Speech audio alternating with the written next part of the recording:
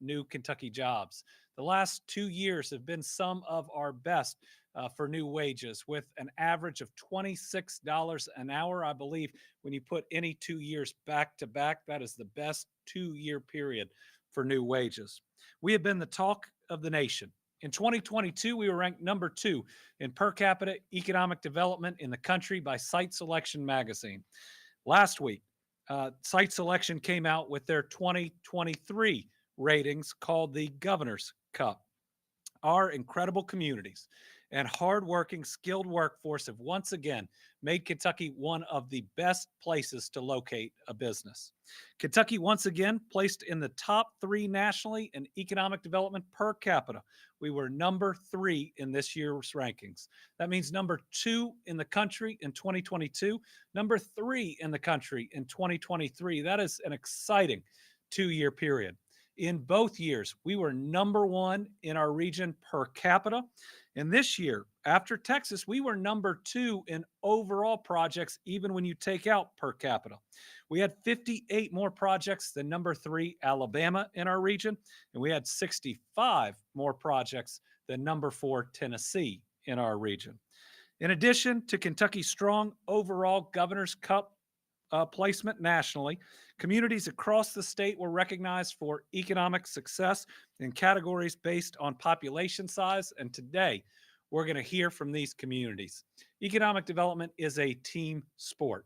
It requires the state, it requires our counties, it requires our cities, and it requires so many people that work on all levels of government or in the private sector. So I am so excited to spend a large part of this Team Kentucky update hearing from some of our local leaders who are able to make this happen. Their work is so important. Up first is Bowling Green. In Bowling Green's categories of cities its size and actually even a decent amount bigger, it placed number 1 in the country in total projects.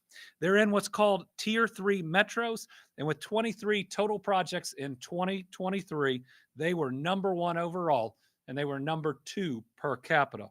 Bowling Green also placed in the top 10 for total projects in the South Central region, regardless of population. So that's even when you take them out of their tier, they placed top 10.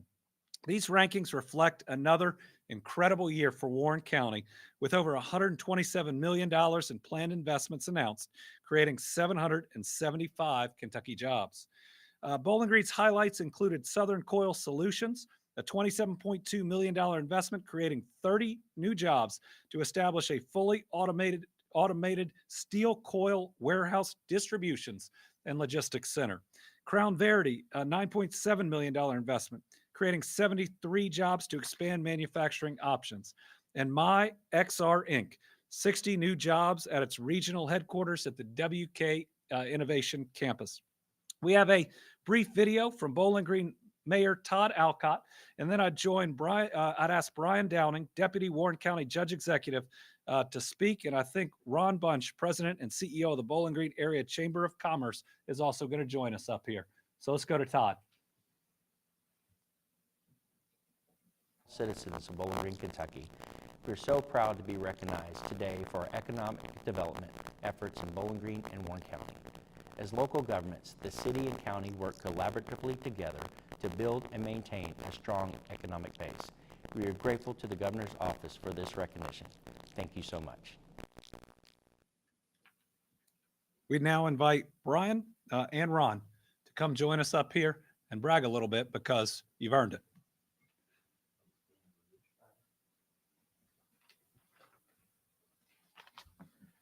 Governor, it's a profound honor for me to stand before you today to celebrate the extraordinary achievements of Bowling Green and Warren County that have now been recognized nationally as a top metro for economic development. Such success is a testament to the power of collaboration, a value that is deeply ingrained in our community. The partnership between the city of Bowling Green and Warren County has been nothing short of remarkable. Together, we've navigated challenges and seized opportunities, proving that unity is our greatest strength. I was formerly a teacher and a coach, and I can honestly say that every successful team that I had started with a great point guard. And I want to extend a heartfelt thank you to our point guard, Bowling Green Chamber of Commerce and Ron Bunch. Under their leadership, we've witnessed unparalleled growth and innovation. They've spearheaded our economic development, expertly coordinating the play between public and private sectors, ensuring that we move forward together towards a common goal of prosperity for all. Our journey wouldn't have been possible without the support of Governor Beshear, the Cabinet for Economic Development, the Tennessee Valley Authority, and our local utilities. Their commitment to fostering an environment where businesses can thrive has been instrumental in our achievements. Their partnership is invaluable, and for that, we're immensely grateful. Education is also a cornerstone for any thriving community. And in Warren County, we are blessed with exceptional educational institutions. The collaborative spirit of the Warren County Public School District and Bowling Green Independent School District, culminating in initiatives like SCK Launch and our work with the Franklin Covey organization, has set a new standard for educational excellence and workforce readiness. It is their dedication and molding the bright minds that will lead us into the future. Lastly, our heartfelt appreciation goes to the companies who have either chosen Bowling Green as their home or chosen to expand their business in our community. We wouldn't be here today without companies like Tyson, Being AI, Araya Health, Bowling Green Metal Forming, Southern Coil Solutions, Cabelco, Easy, Country Oven, Carter Lumber, and many others whose faith in our community fuels our economy, creates jobs, and enriches our lives. Thank you. Thank you. Thank you, sir. Very welcome. Thank you to Brian, both for the report, but also the enthusiasm. And I think you also hit the Team Kentucky bingo card with teacher, public education, point guard, as well as forward together. So it's an honor to work with you all. It's really exciting what's going on in Warren County and in Bowling Green. Next, the Louisville and Jefferson County region placed 6th nationally in projects per capita for all metropolitan areas. This impressive placement comes after Jefferson County saw over $340 million of investments announced in 2023, creating over 1,500 new jobs. Jefferson County highlights included Stellar Snacks, a $137 million investment over 10 years that's creating 350 jobs in West Louisville, making delicious pretzels. Papa John's reinforced its commitment and announced the retention of more than 600 Kentucky jobs. Winston Industries, whose largest customer is KFC, is going to expand and retain 215 employees. Here's a message from Louisville Mayor Craig Greenberg. Good afternoon, Governor. Great to be joining you here from our nation's capital where I am today.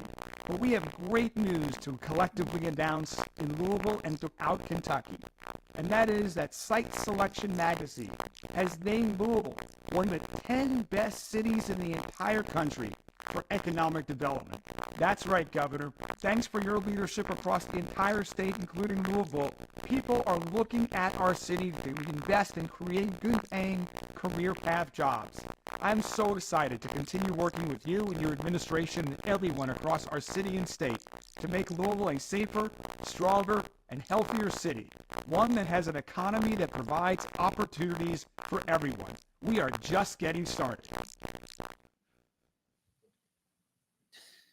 Next, the Cincinnati, Northern Kentucky region was also recognized for their impressive year, though I'm going to call it the Northern Kentucky Cincinnati region, placing 8th overall for all metropolitan areas. Last year, projects in Northern Kentucky totaled over $506 million and created 1,100 quality jobs. They included DHL Express expanding at CVG Airport with 86 new jobs, nearly $200 million in investments, as well as Saffron Landing Systems that are creating 92 high-wage jobs in Boone County. Here's more from BNKY President and CEO Lee Kroom. Hello, I'm Lee Kroom, President and CEO of the BNKY Growth Partnership. And hi, Kimberly Rossetti, the Vice President of Economic Development. We are thrilled today to share our congratulations and are proud of our contributions to the Commonwealth of Kentucky and the Cincinnati region's rankings in the Site Selection Magazine's Governor's Cup. Northern Kentucky is an important economic driver not only for the state of Kentucky but for the Cincinnati region. In 2023, the BNKY Growth Partnership contributed to our economy and increased prosperity with 16 projects that added more than $380 million in capital investment. And with more than 1,400 jobs announced in a tough economic climate, we're proud of our team's work and contribution to the state of Kentucky's third-place ranking in economic projects per capita and our #1 ranking in the South Central region. Congratulations to the entire Cincinnati metropolitan area and my economic development colleagues for a 10 ranking in projects per capita. It's the region's 21st consecutive year placing in the top 10 in per capita rankings. Congratulations to the Commonwealth of Kentucky and to the Cincinnati region. Next up, Lexington and Fayette County was also recognized, placing 7th in the Tier 2 per capita rankings and top 10 for total projects, as well as 8th for total projects in the South Central region among all population sizes. In 2023, Fayette County saw over $124 million in announced investments, creating 380 good full-time jobs. They included Funai Microfluidic Solutions, which announced the relocation of the high-tech company's headquarters to Lexington from Osaka, Japan. And then Neogen, which has operated in Fayette County since 1992, actually expanded into Montgomery County and then added more in Fayette County, a $6 million expansion, creating 70 new jobs. We have a message from Lexington Mayor Linda Gordon, and then we'll go right to Bob Quick, President and CEO of Commerce Lexington. Lexington is a $21 billion economic engine and a major driver of our state's economy.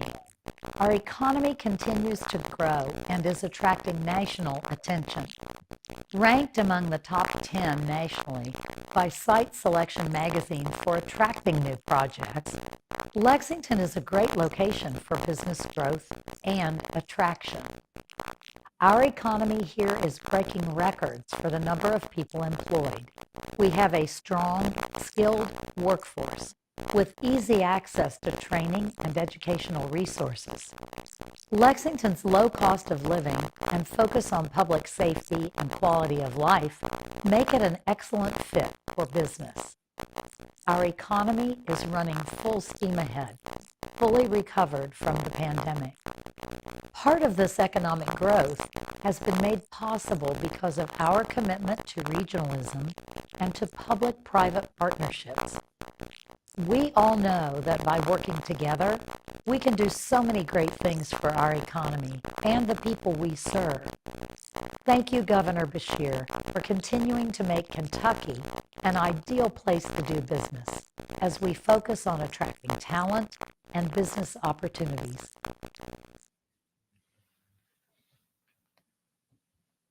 Well, I want to first of all say thank you to our mayor for her comments and for the investments that she's made in economic development. But I have to say the seed of our success has been the regional initiative that she alluded to in her comments, because we're working together. And I have to then thank all the mayors and judge executives, the fiscal courts, the councils.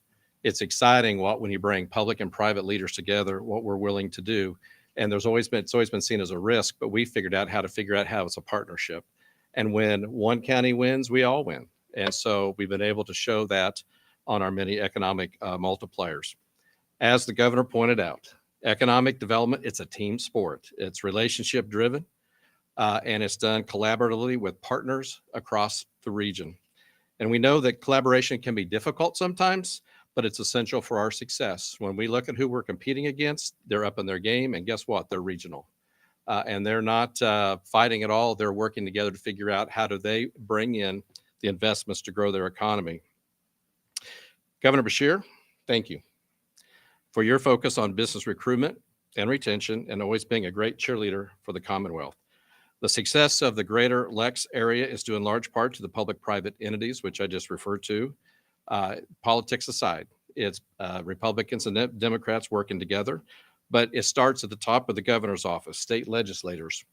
It's all the different councils and fiscal courts. It's the Kentucky Cabinet for Economic Development, Jeff and his team. It's higher education. It's our public schools. We got great public schools. We also have great education from top to bottom, but we always got to be making our game better. The Bluegrass Workforce Investment Board, utilities, and other regional partners. So we're proud to be listed as a top 10. We like being in that goal, in that range, and we believe we should be there every year, and we fight to make that happen.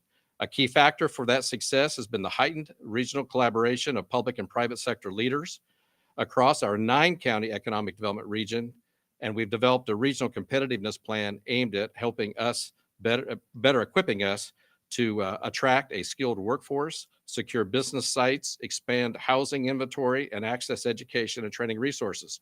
Sound familiar, Governor? So no matter what the job, the industry, or the profession you're in, everyone has a role to play to make us a vibrant economy and to grow our economy so that all people benefit. So with that, I just want to say we're better together.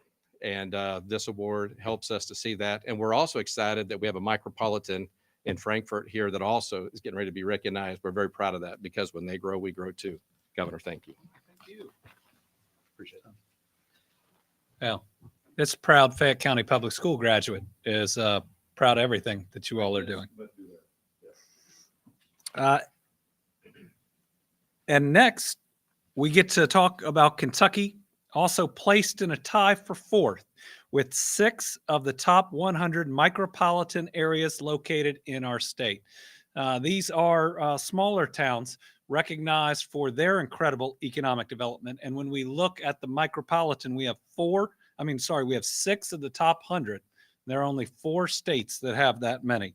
Frankfort placed in the top 5 of the top micropolitan list.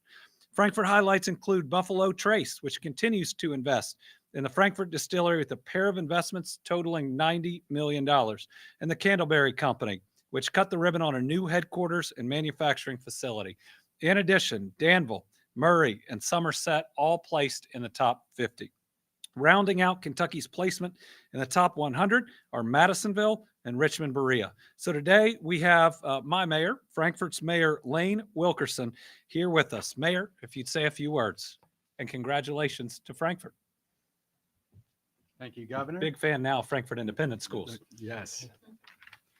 And we appreciate that. It's great to hear you say that I'm your mayor. And like Bob said, that this begins from the top. And we want to thank the governor for creating an environment from the top down that enables cities like ours to compete for new businesses, for residents, and for visitors. And I'm proud to be here today. 4 years ago, I set out to change the economic trajectory of the capital city.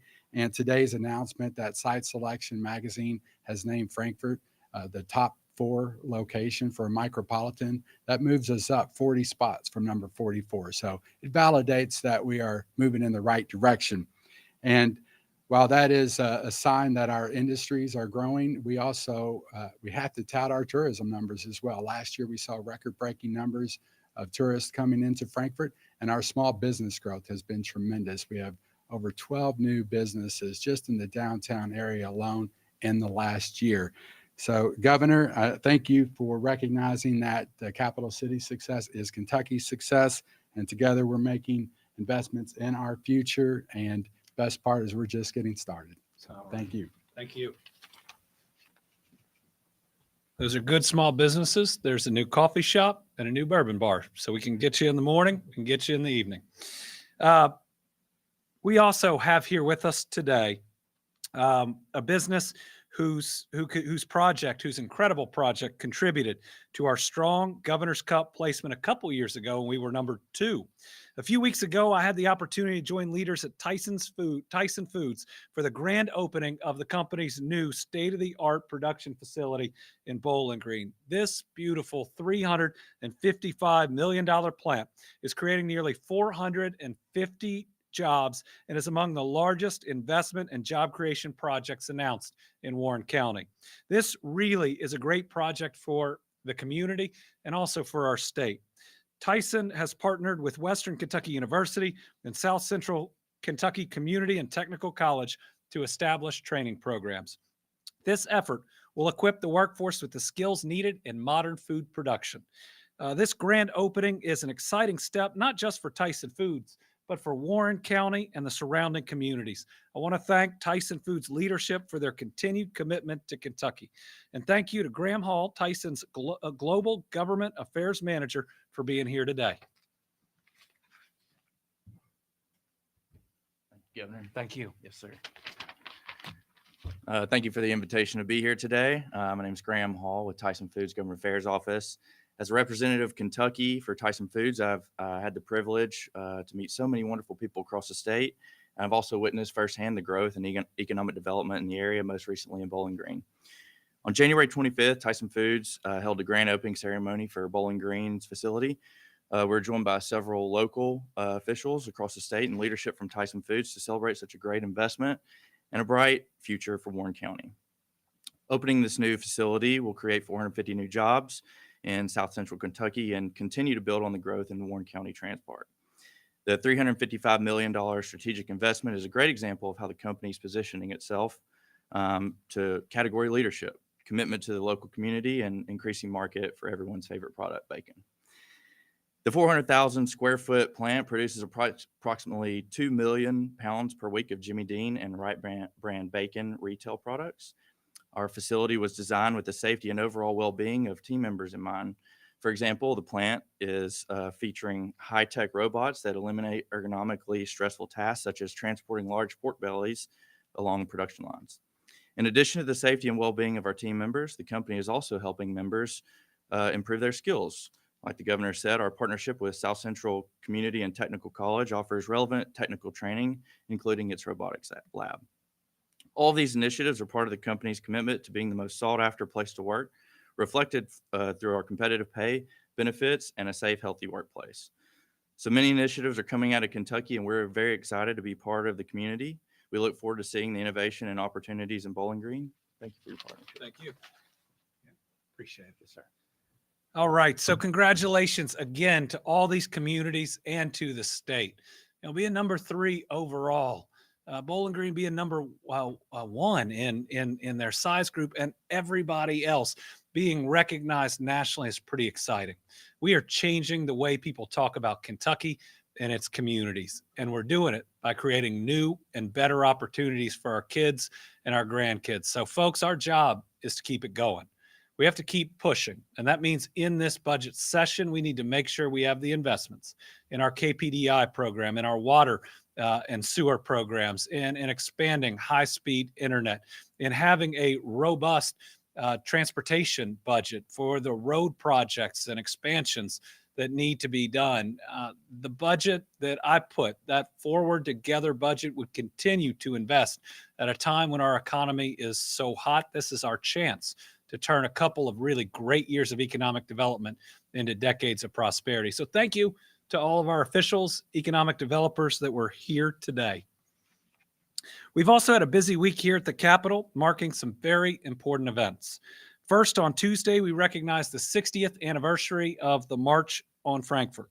This was a historic event for civil rights that happened right here in Kentucky. Dr. Martin Luther King Jr., Jackie Robinson, and 10,000 other people joined together in our capital city to march for freedom. And on its anniversary, we recommitted to the noble fight for equality that previous generations of Kentuckians and Americans have sacrificed and fought for. We started by reenacting the march up Capitol Avenue, and then we gathered on the Capitol steps to hear music from the Kentucky State University Choir, which also performed at that event 60 years ago. We also heard from a few individuals who were at the original march in 1964, Senator Gerald Neal, Representative Derek Graham, and Mattie Jones. So many in attendance Tuesday and 60 years ago have been fighting for civil rights for decades. It was an inspiring day. And I know that together we can build on the foundation these leaders started and move this state forward to create that better commonwealth for everyone. And let's never run from the word diversity. It is a value. It is a strength. It is something that every one of these companies we attract want in their workforce. 60 years ago, people fought for what became the first Civil Rights Act in the South. We were a leader. We ought to continue to be a leader. We all ought to stop trying to pass different things that make it harder for people to get a true opportunity in this world. Also this week on Wednesday, we marked the 4th anniversary of the COVID pandemic in the Commonwealth. It was raining. We wanted to be out at the COVID memorial, but instead we gathered in the Capitol Rotunda, and in a way it was amazing, like it was supposed to be. To think back 4 years ago and then to be in the Capitol Rotunda with hundreds, if not thousands of people walking around, getting to be able to be together with our lives more normal than maybe we thought they would ever be again. We gathered first to honor those that we have lost. Far too many Kentuckians, as we sit here today, about 19,600. We gathered to honor the sacrifices and courage of our healthcare heroes, our first responders, our educators, and so many others, our grocery and retail stores, our restaurant owners and staff, everybody who worked to keep manufacturing humming. Leaders like Dr. Stack, who worked hard daily to deliver information to people, led our ceremony. And we remembered Virginia Moore, who helped so many Kentuckians get through this crisis. Virginia was with me during our daily briefings to make sure we had the best information and that everyone was getting it. She launched a national effort to ensure ASL interpreters were at virtually every government event or press conference, when in the past it seems like they'd been at so few.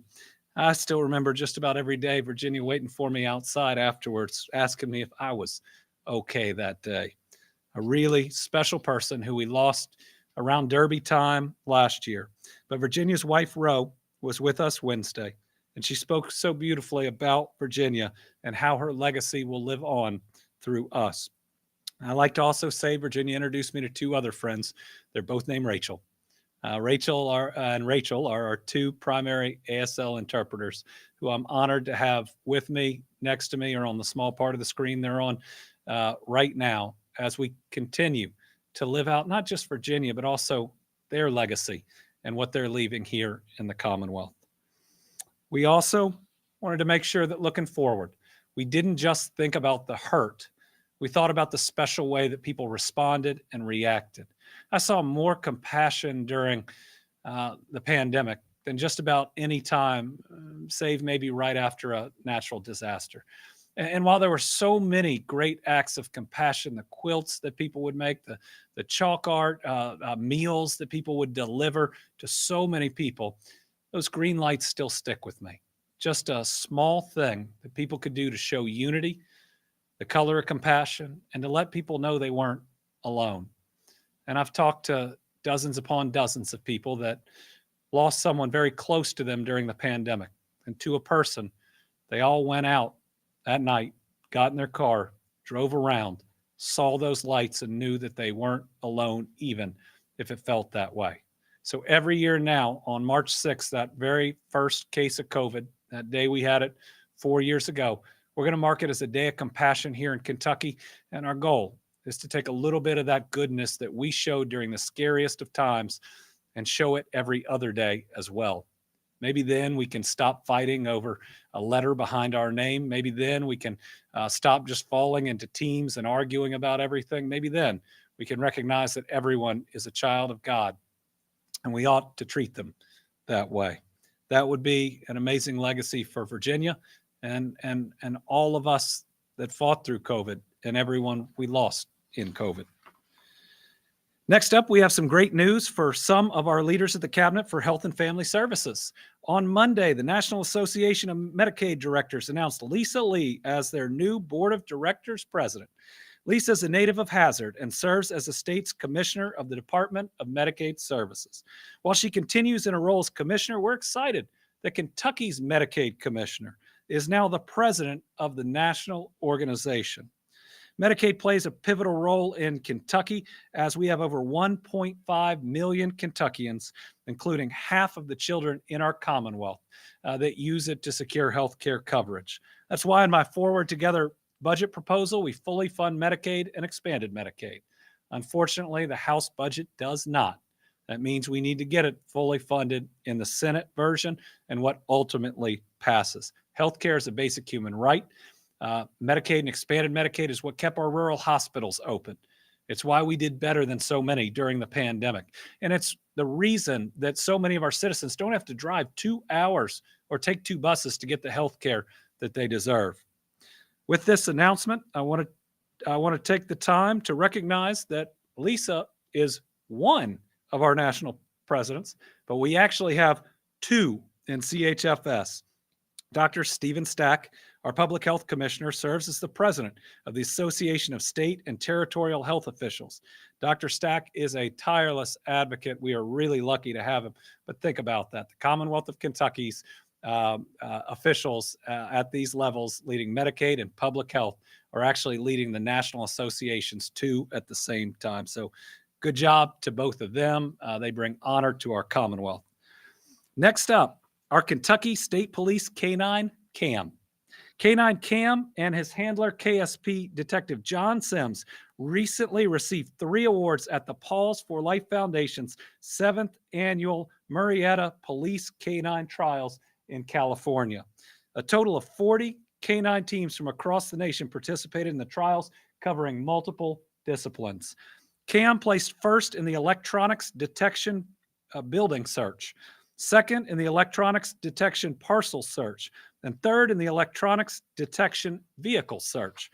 Cam is a 3-year-old black lab that is an expert. Cam, congratulations on being an expert at locating electronic storage devices such as hard drives, USB drives, and cell phones. Cam joined KSP in 2022 as the agency's 2nd electronic storage device K-9. Detective Sims is a 21-year veteran of the agency, and both are assigned to the Electronic Crimes Branch, and they work with the Internet Crimes Against Children Task Force. From previously being Attorney General, where we put more child predators in jail than any other AG in our history, locating these devices is critical to the prosecution of these individuals and typically helps us locate victims that are out there, try to get them services, and at times helped us rescue children that were still in danger. In addition to this work, Cam works a second job as a therapy and comfort dog. The Kentucky State Police has a long history of excellence and innovation, and thanks to Cam and Detective Sims, our state is on the cutting edge of technological advancement. From all of us in Team Kentucky, including Winnie, thank you to Cam and Detective Sims for your dedication and commitment to making our Commonwealth a safer place, especially for our children. And finally, our Team Kentucky All-Stars are the amazing first responders in Louisville. You all saw this incredible rescue last week as a semi-truck was dangling off the 2nd Street Bridge between Louisville and Indiana for at least 45 minutes. It was a life-saving mission, and you know who was there with the crane to help rescue the driver are professional firefighters in Louisville. The firefighter who rappelled down, and look at this, I mean, hundreds of feet in the air. Talk about bravery.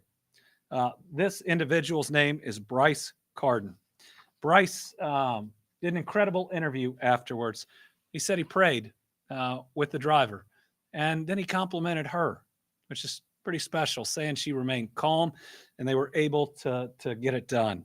I want to thank everyone at Louisville Fire, including Fire Chief Brian O'Neill and others involved in the response, including EMS and Louisville Metro Police, as well as our Kentucky Transportation Cabinet employees who helped make sure the bridge was safely reopened. I want to make sure while we're doing this, we're thanking all of our firefighters, all of our first responders.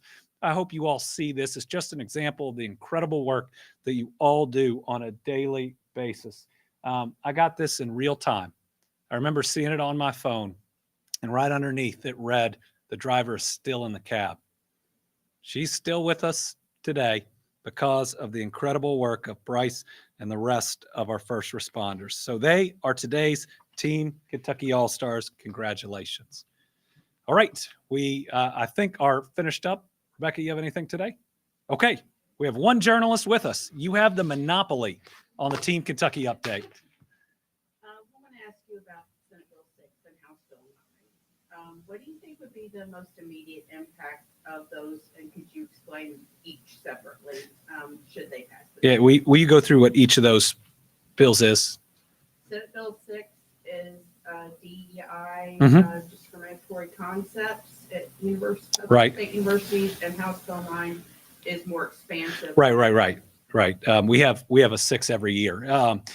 I believe that DEI is not a 4-letter word. It's a 3-letter acronym for really important values I find in my faith.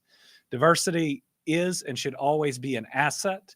It is sought after by companies from across the globe. It's the reason that we were #1 last year in increasing the amount of Kentuckians entering higher education. I mean, it shows we are on a great trajectory. And what it tries to do is to provide a little extra help to those that have had to go through more than most people have to go through. What most people don't see is that the definition of DEI, the federal definition that's used everywhere, yes, it includes people from different races, but it also includes people who live in areas of high poverty, which is a lot of our great state. It includes veterans who deserve that extra help. It includes individuals with disabilities who also deserve that extra opportunity. Passing these bills will not only harm our institutions of higher education, they will make us less attractive for business, and they'll make us appear less welcoming.